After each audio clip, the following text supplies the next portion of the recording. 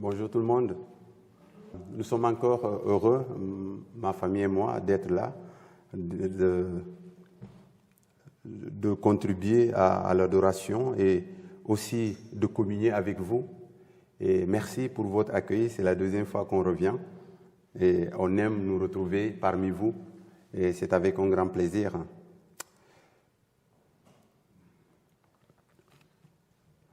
Aujourd'hui, lorsqu'on dit à quelqu'un « Comment vas-tu ?»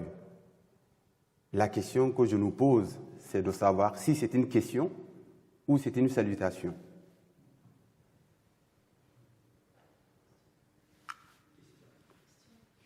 Ok, merci. Quelqu'un a une autre réponse aussi? Comment vas-tu? Est-ce une question ou une salutation? Ça peut être les deux, merci. Je nous pose cette question parce que c'est très important de se rendre compte des termes utilisés, de se rendre compte de certaines choses auxquelles nous sommes habitués et que l'on fait. Et puis parfois on se rend compte, mais attends, qu'est-ce qui s'est passé? Quelqu'un qui te dit, est-ce que ça va? Tu dis, ouais, c'est cool. Et puis la minute d'après, on est effondré. Donc, est-ce que j'ai répondu à sa question ou est-ce que j'ai répondu à sa salutation? Comment vas-tu? La réponse logique, c'est « ça va bien ». Mais je n'ai pas répondu à sa question de savoir « est-ce que je vais bien ?»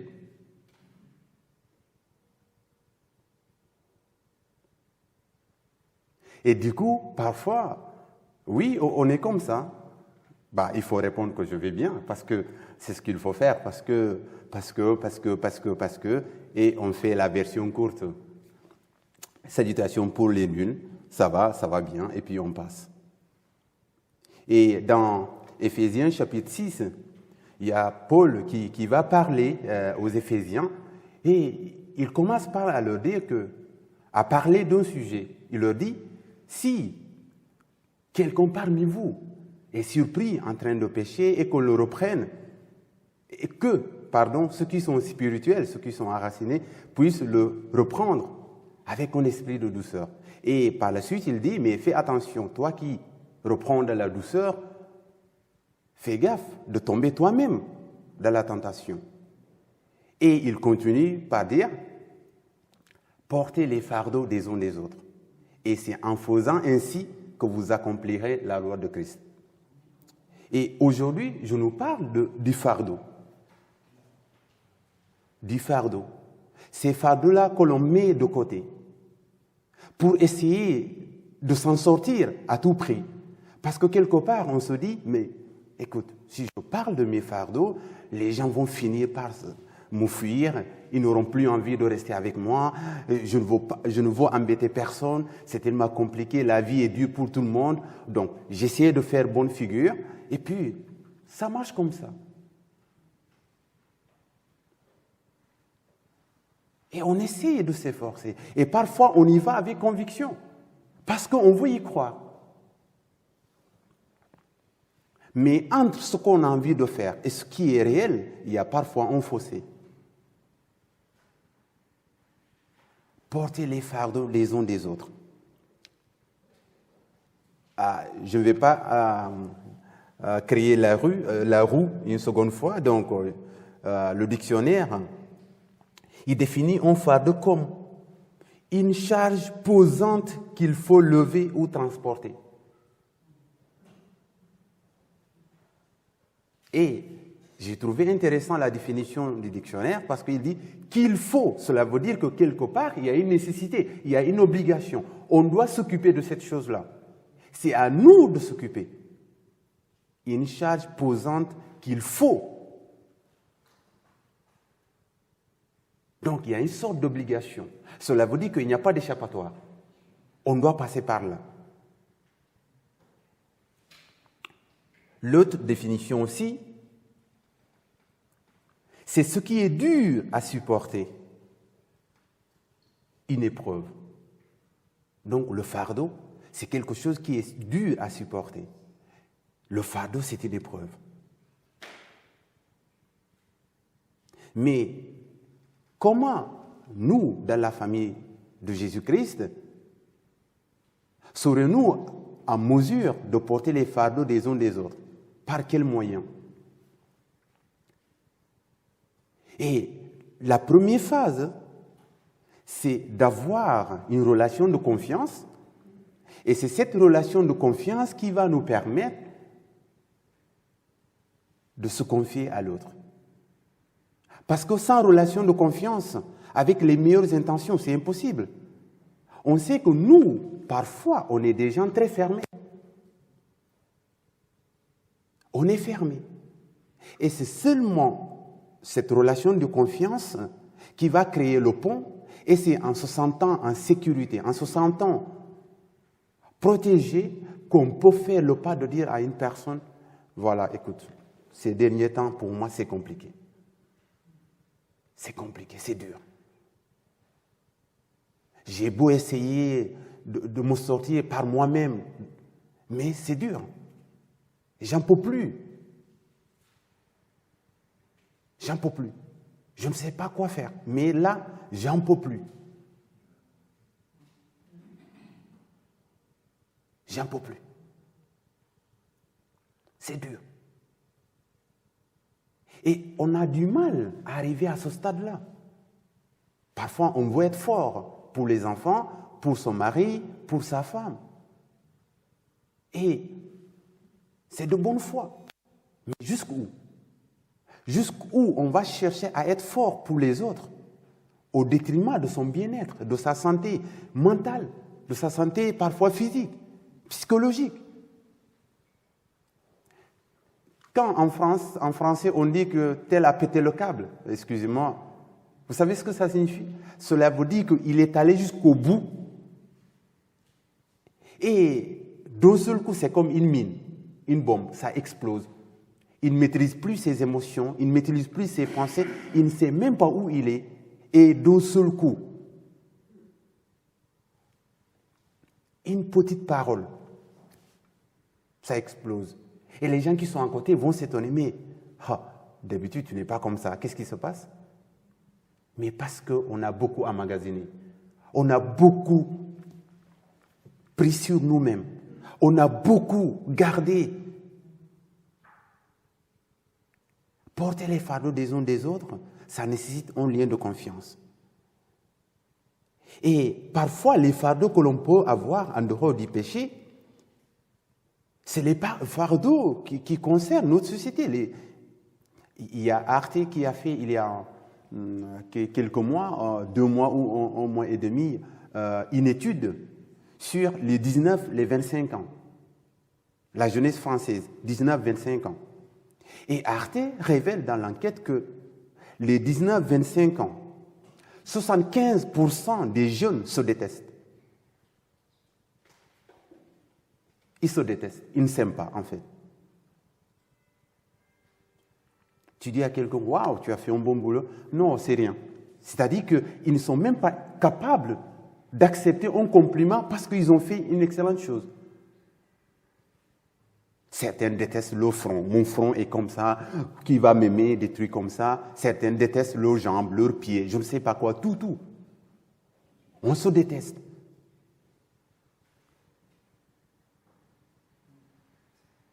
Les 19-25 ans. L'âge où normalement on doit se construire, on doit se fortifier, on doit créer ce que nous sommes pour la suite. Mais on se déteste. Et le fait de se détester va construire en nous une image négative et qui fera qu'à chaque fois qu'on est en face avec les gens, on leur renvoie l'image qu'on a de nous-mêmes et on pense qu'ils nous considèrent de la même manière. Et c'est un danger.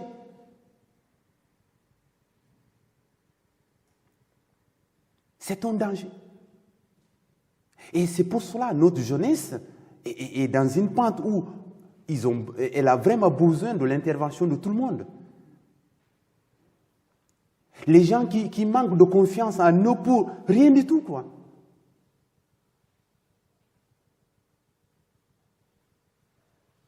Certains détestent leur couleur de peau. certains leur couleur de cheveux.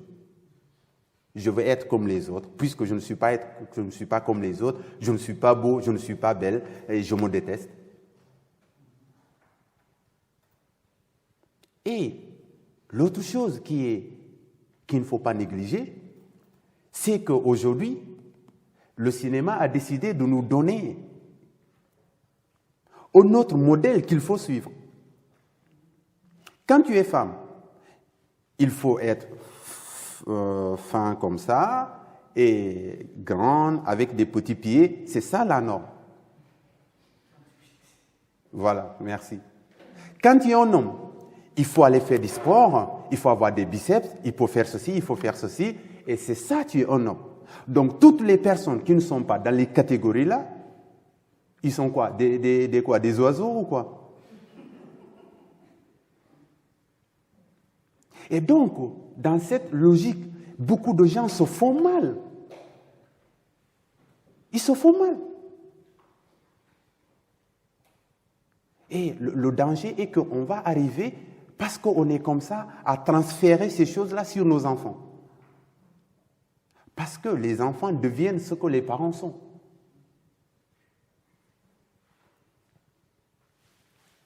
Et la question que je te pose aujourd'hui, quel est ton fardeau? Quelle est cette chose-là qui te pèse tant?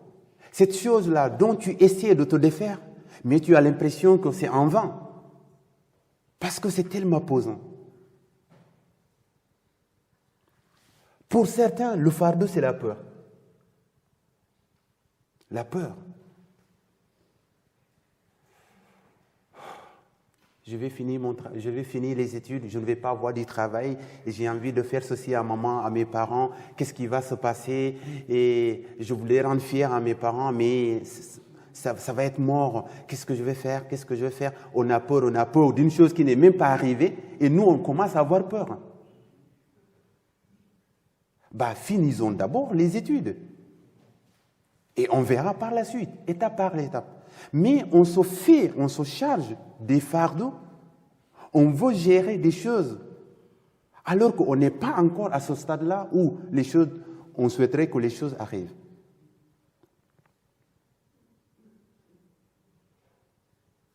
D'autres personnes, moi je ne veux pas devenir comme ma mère ou comme mon papa. Franchement, non, je ne veux pas devenir. Et à force de tout faire pour ne pas devenir comme lui ou comme elle, on quitte d'un extrême à un autre.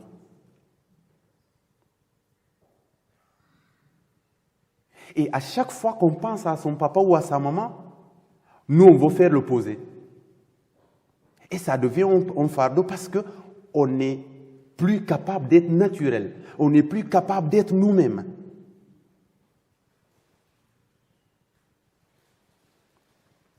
Quel est ton fardeau?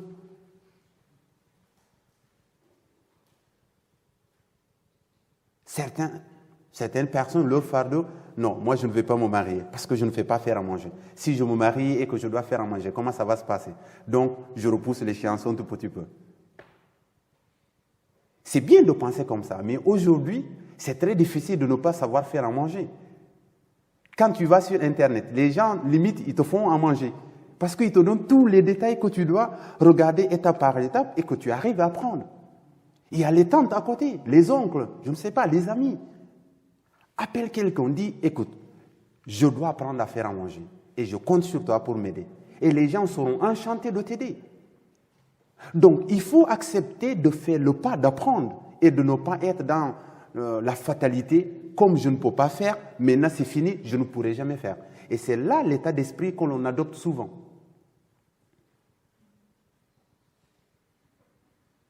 Ou au travail. Non, je ne vais pas y arriver. Mais le simple fait de dire que je ne vais pas y arriver est suffisamment convaincant pour que tu n'y arrives pas, parce que c'est toi qui le dis. C'est toi qui le dis. Je ne vais pas arriver. Lorsque ma femme était encore enceinte, donc à l'approche de l'accouchement, elle voyait une sage-femme qui fait les préparations de l'accouchement, les consignes, patati, patata. Bon, au Sénégal, on ne connaît pas ça. Moi, je ne connais pas. Donc, Mais je trouve que c'est une bonne chose. C'est une bonne chose parce que ça permet de donner aux femmes les outils peut-être qu'elles n'auraient pas à la maison. Donc, ils soient informés sur beaucoup de choses. Et quand j'apprends par rapport à ce que l'on dit, à ce que certaines femmes disent entre elles-mêmes, je dis, mais attends, on dit que les hommes sont des machos, ils piétinent les femmes, mais les femmes ne peuvent même pas être solidaires entre elles-mêmes. C'est dommage, non? On dit aux femmes, tu dois être une maman parfaite. Et une maman parfaite qui est portée par l'instinct maternel. Donc, il faut connaître tout. Parce que s'il y a quelque chose qui t'échappe, tu es morte. Tu n'es pas une maman parfaite. Ça, c'est ton fardeau. On nous demande personne d'être un papa parfait ou une maman parfaite. On nous demande juste d'être des papas et des mamans. Mais il y a des gens qui portent les fardeaux sur leurs épaules et ça les écrase. Voilà pourquoi parfois on voit des gens, ils sont perdus. Ils sont perdus parce qu'ils ont cru aux mensonges.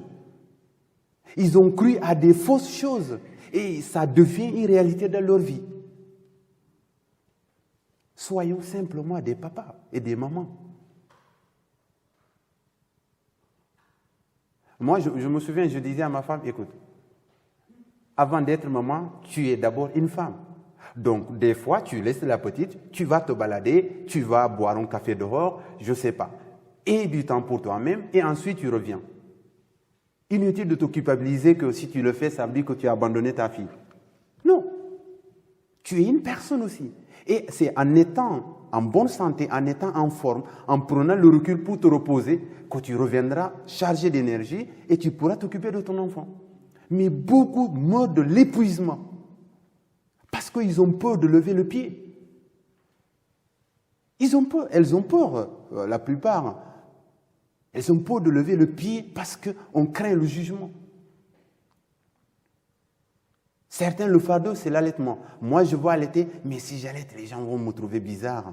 Donc, j'ai peur d'allaiter. Donc, je vais faire la norme, bibi, et c'est nickel. Et avec tout ça, maintenant, dans nos pensées, comment on peut être des gens normaux? Comment on peut être des gens joyeux? Comment on peut être des gens déstressés? Parce qu'on est stressé partout.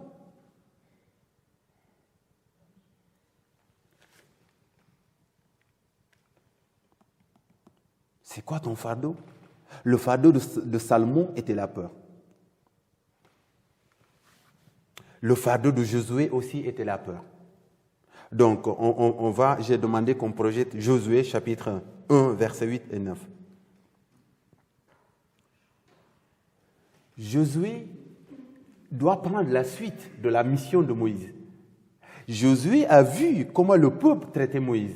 Il y a des moments où le peuple était sur le point d'attraper Moïse et le tuer parce qu'ils disent « Tu nous as fait sortir de l'Égypte. » Là-bas, on avait des concombres, il y avait des viandes. Tu nous as fait sortir et maintenant tu nous mets dans le désert, on n'a pas d'eau, on meurt de faim.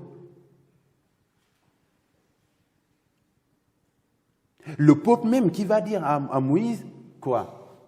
Est-ce que c'est seulement dans la maison de ton père, Aaron, Myriam et toi? C'est seulement à travers vous que Dieu est capable de parler? Dieu n'est-il pas capable de parler à nous tous aussi, ceux de l'Assemblée?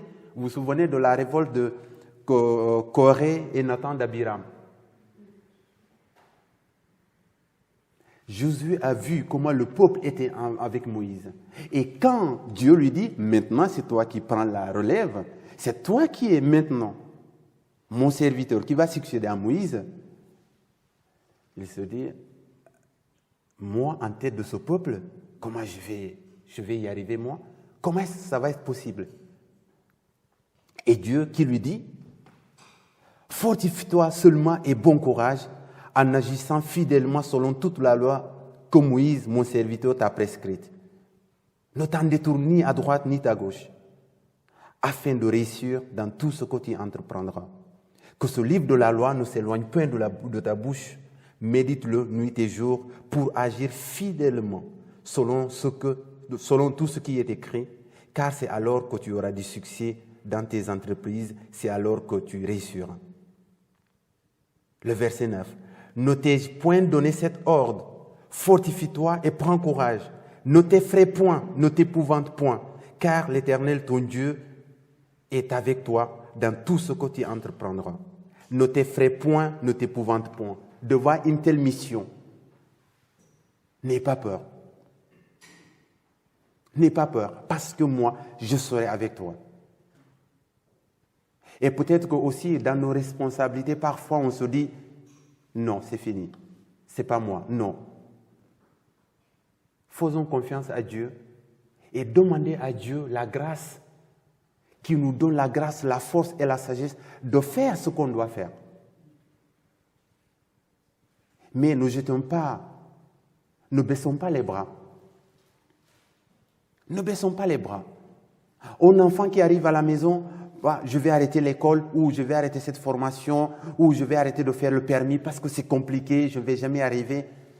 Tu le laisses parler et puis tu lui dis, écoute,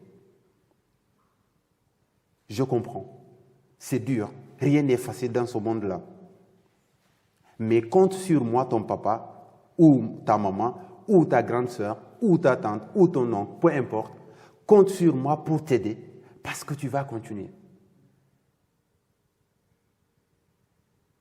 Parce que tu vas continuer. Tous ceux qui ont réussi de grandes choses ont aussi enregistré beaucoup d'échecs. Imaginez celui qui a fait la lumière. Combien d'essais il a dû faire pour doser le voltage, pour choisir les câbles qu'il faut. Combien d'échecs il a dû faire pour arriver à se dire, pour telle ampoule, il faut telle puissance. Pour tel matériel, il faut tel voltage. Il y a beaucoup d'essais. Et dans la vie, il y a beaucoup d'essais. Quand tu échoues, dis c'est ton échec de rater, on recommence.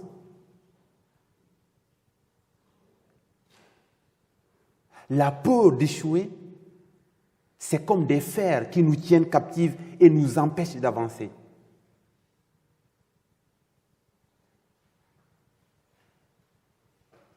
La peur de ne pas être à la hauteur. La peur de décevoir.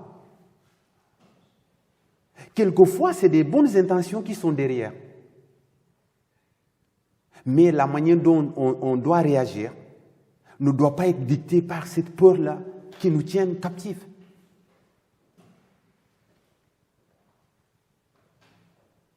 Faisons confiance à Dieu, venons à Dieu et dites-lui, Seigneur, il y a cette chose-là dont je dois m'occuper, mais j'ai peur. J'ai besoin de ton aide, j'ai besoin de ta force, j'ai besoin de ta sagesse pour y arriver.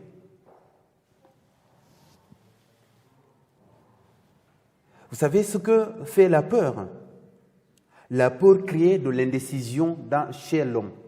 On est indécis parce qu'on a peur, on a tout en peur, on a tout en peur d'échouer, de décevoir, de ne pas être en hauteur. On devient une personne indécise. On devient incapable de prendre une décision. Tu amènes une personne comme ça au restaurant, alors tu prends quoi? J'ai pensé à ça, mais non. Et au final, il faut choisir pour la personne. Parce qu'elle a peur. Et certains, parce qu'ils ont tout en peur de décevoir, ils laissent leur vie aux autres. Donc c'est les autres qui doivent décider à leur place.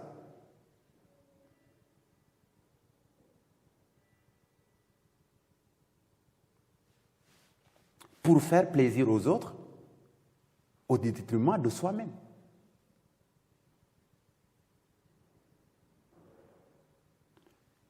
Voilà pourquoi certains, même avant d'acheter une voiture, ils vont appeler tous leurs potes, tous leurs amis, et que quand eux, ils vont valider, c'est en ce moment-là ils vont acheter.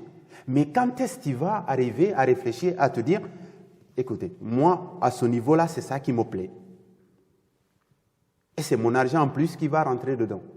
J'achète et je dis à mes amis, à mon entourage, écoutez, j'ai trouvé un truc qui m'a plu et ça me plaît vraiment et je l'ai acheté, le voici. Maintenant, je ne parle pas de la mesure où on va acheter quelque chose, mais on ne sait pas s'y prendre. On ne sait pas comment s'y prendre. On a besoin des conseils, bien sûr, de ceux qui nous entourent, qui connaissent mieux, qui pourront nous guider, qui nous disent fais attention, si tu vas acheter ceci, il faut regarder ceci, cela. Ça, c'est important, je ne parle pas de ça. Je parle de la peur d'avoir quelque chose qui ne va pas plaire à ceux qui nous entourent, et donc on a besoin de leur approbation avant de pouvoir l'acheter. Et quoi? Si tu as envie de te marier, tu vas faire aussi? Tu as mis le produit, ça vous va? Non. Et on a mis le deuxième. Et celui-là, ça vous va? Non. Jusqu'à quand? Et curieusement, parfois c'est comme ça. Que Dieu nous donne. Que Dieu nous donne de nous faire confiance à travers lui. Et qu'il nous a créés tellement différents. Mais c'est ça le charme. On n'est pas obligé d'être tous identiques. On n'est pas obligé tous de faire la même chose à chaque instant.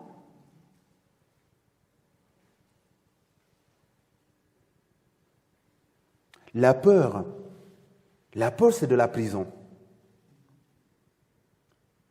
Et une autre conséquence, en plus de l'indécision, c'est la frustration.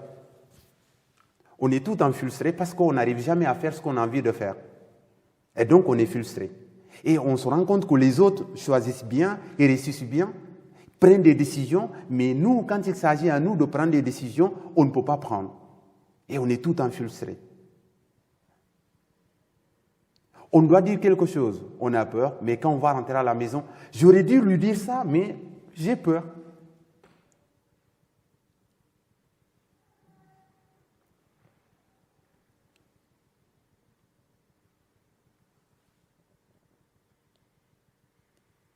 On n'est pas en train de cautionner, de faire les erreurs, mais quand on a tout un peu de faire des erreurs, on ne prendra jamais une décision. Jamais une décision. On ne prendra jamais une décision. La peur de faire des erreurs nous empêche de prendre des décisions.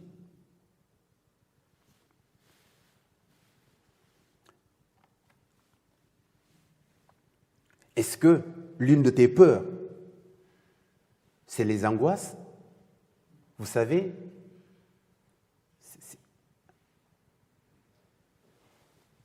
c'est des choses.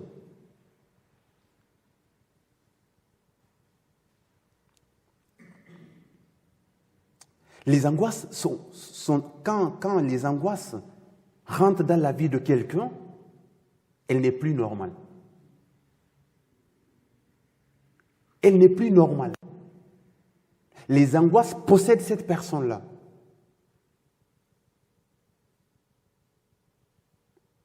Les angoisses étouffent, t'enchaînent. Et parfois, ça détruit ta vie parce que beaucoup ont peur d'être en société parce qu'ils sont tellement angoissés. Et donc, à la moindre chose, il faut qu'ils rentrent à la maison rapidement. Et comment on peut construire une vie comme ça? Comment on peut construire une vie comme ça?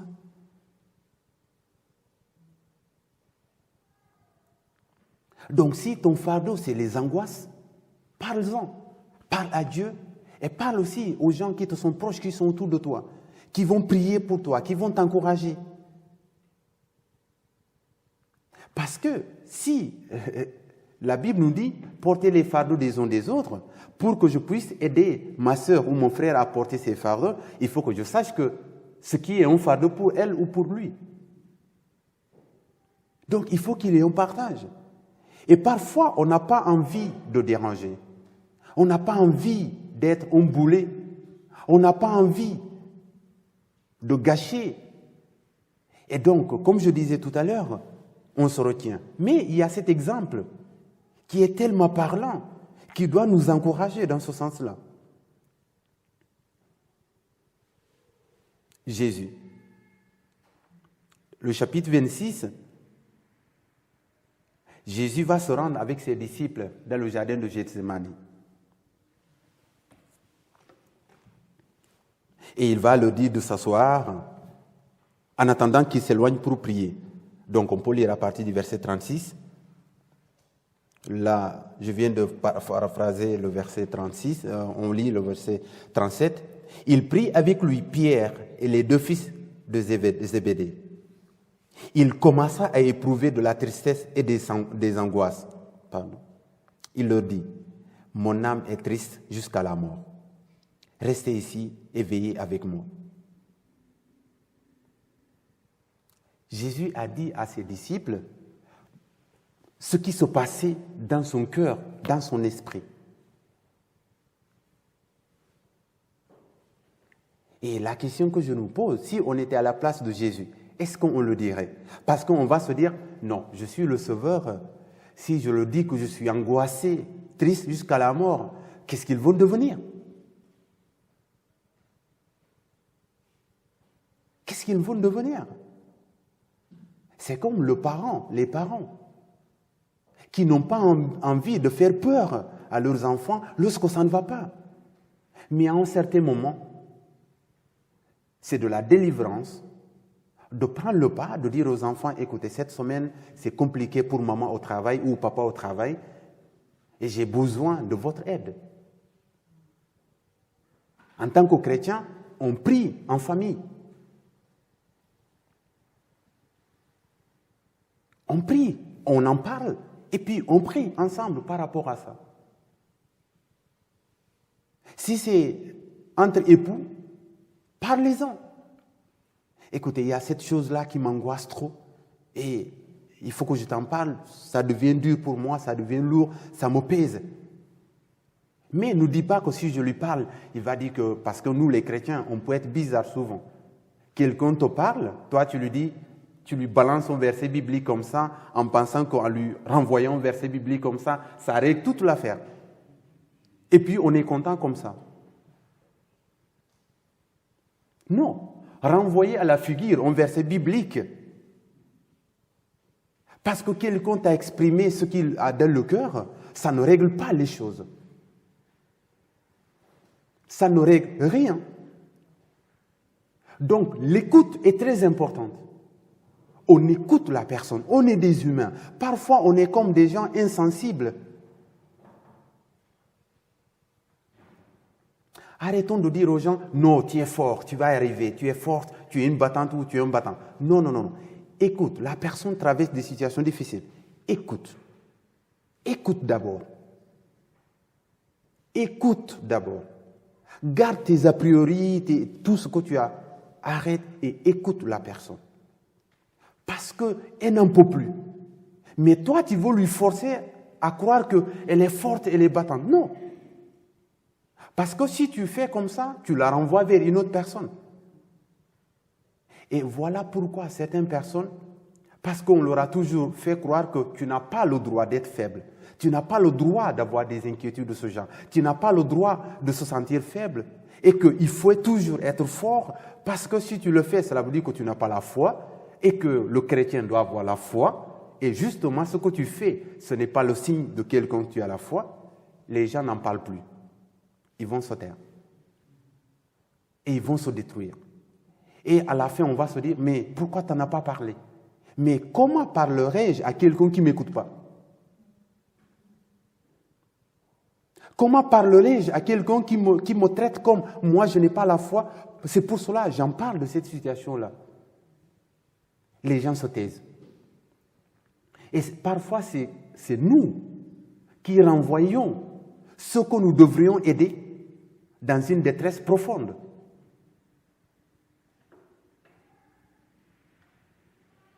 Jésus a parlé. Il était le sauveur, il est le sauveur pour ses disciples, pour nous, mais il a parlé à ses disciples. Et c'est tellement intense qu'il a prié pour que le Père, si c'était sa volonté, que cette coupe s'éloigne. Imaginez l'intensité de ce qu'il traversait.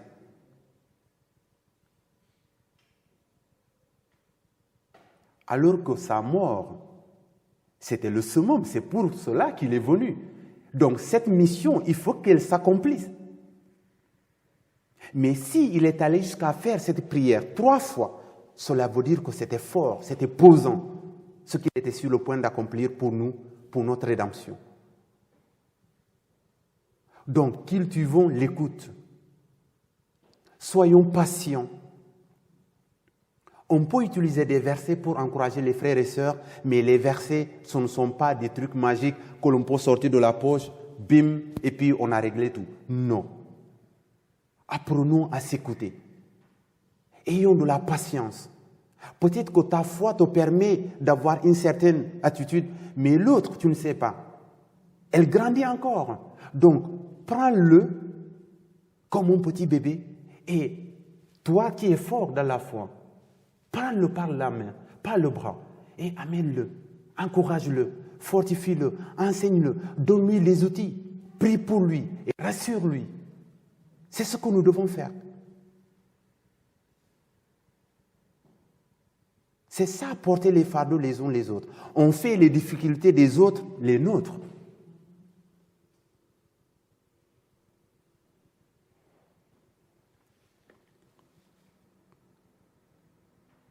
Certains, c'est la culpabilité. Quand on pense à notre ancienne vie, il y a des choses qui nous reviennent et qui nous tiennent captifs et qu'on n'est pas capable d'avancer. La culpabilité, ça détruit des vies, ça détruit les gens. Si ton fardeau, c'est la culpabilité, assis-toi. Parle aux gens qui sont autour de toi, après avoir parlé à Dieu. Parce que Dieu est un Dieu fidèle et qui pardonne à quiconque lui confesse.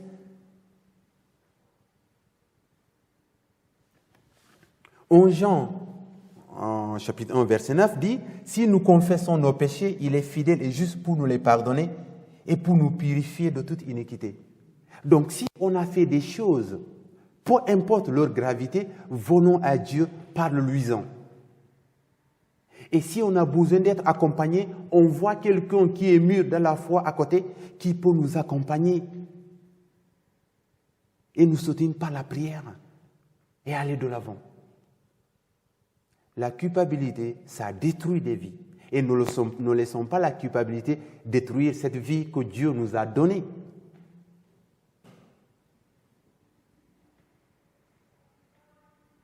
Que le Seigneur nous aide, qu'il nous fasse grâce. Mais il faut qu'on lui fasse confiance. Il faut qu'il lui fasse confiance. Quand il dit qu'il pardonne, c'est parce qu'il pardonne. Mais notre manque de confiance nous fait douter encore. Est-ce que malgré ce que j'ai fait là, est-ce que Dieu pardonne? Est-ce qu'il m'a vraiment pardonné? Oui. Sinon, le reste, c'est Satan qui est en train de jouer avec toi. Il joue avec tes émotions. Et c'est comme ça que Satan va te suggérer des choses jusqu'à un certain moment, tu commences à avoir ce qu'on appelle des idées noires, des pensées noires, et tu commences à faire des choses bizarres. Mais dans ça, Dieu n'est pas dedans. Quand il te dit qu'il te pardonne, il te pardonne. Donc c'est à toi d'accepter le pardon de Dieu et d'aller de l'avant. Ne laisse pas Satan jouer avec toi. Je ne dois pas laisser Satan jouer avec moi. Que le Seigneur nous bénisse, nous aide, qu'il nous accompagne et qu'il fasse de nous des piliers pour les autres, qu'il fasse de nous des gens solides pour ceux qui sont autour de nous. Mais nous savons qu'en tant qu'humains, on ne peut que rester humain. Je nous invite à prier pour finir. Nous te bénissons, notre Dieu. Merci pour tes bontés, tes grâces. Oui, tu es un Dieu aimant, un Père bon. Voilà pourquoi aujourd'hui, Seigneur, nous voulons prier que s'il y a une sœur ou un frère, Seigneur, qui est prise dans la culpabilité, qui est dans les chaînes de la culpabilité, nous prions, Seigneur, que tu viennes rassurer. Nous prions qu'au Seigneur, tu lui donnes la conviction de pardon pour sortir, Seigneur, de ces liens, pour se délivrer de ces liens. Et ceux qui sont pris par la peur, Seigneur, ta parole dit que ton esprit convainc à notre esprit que nous sommes enfants de Dieu. Rassure ceux qui sont dans le doute. Nous savons que l'ennemi sème le doute dans nos vies pour nous détruire, pour nous faire dévier. Délivre-nous du doute et donne-nous la force d'avancer. Que ton Saint-Esprit, Seigneur, continue de nous parler, de nous porter, de nous interpeller, mais de nous rassurer. Continue de rendre témoignage à notre esprit que nous sommes enfants de Dieu. Parce que c'est ce que nous sommes. Et c'est ce qui déplaît à l'ennemi qui veut jouer avec nous. Donne-nous aussi d'être attentifs aux besoins de nos frères et sœurs qui sont autour de nous. Donne-nous d'être sensibles. Donne-nous la capacité d'écouter. Donne-nous des paroles réconfortantes pour ceux qui sont dans le besoin. Nous te remercions pour ce que tu as fait pour nous et nous te disons merci pour tout. Au nom de Jésus. Amen.